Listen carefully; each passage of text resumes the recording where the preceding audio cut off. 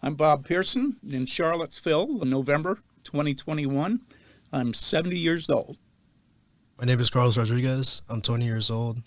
Before college, I was very apolitical, as most of my neighborhood is. I didn't really care much for politics. It was just out of our control. I think after the election of Donald Trump, that's where almost everyone in my household became more invested politically. I think that was a turning point for me to realize that maybe politics is something that really does matter and impacts our daily lives. It was not until I got to UVA where I became more politically aware of my surroundings, especially Charlottesville, which is a historic city politically, both good and a lot of bad. I'm a bit older, just a little bit.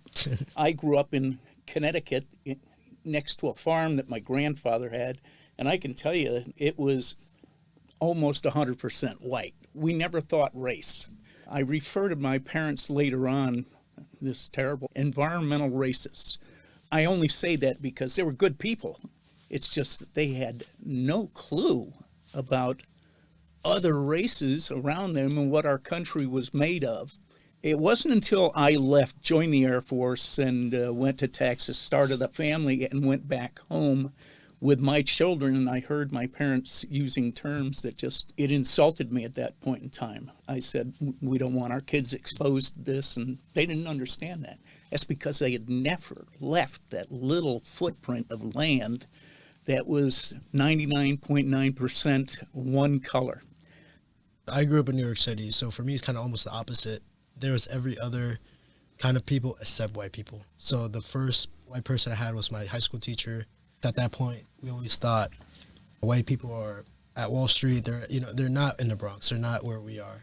They probably never will be. We're always playing a catch-up game. That was kind of the sentiment wholeheartedly throughout the borough. And then when I got here to UVA, it kind of switched now. I'm the minority.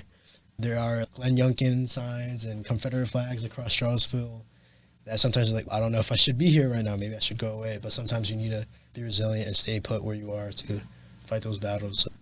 I think when I see older white Americans, I'm just like, go. No. I'm always like, oh, they're probably looking at me as like, oh, what is he doing here in my neighborhood? Why is he here? And honestly, I've had experiences where that has been the case. But, when we had this conversation, we do have a lot in common. But we wouldn't have known that about each other if we didn't talk.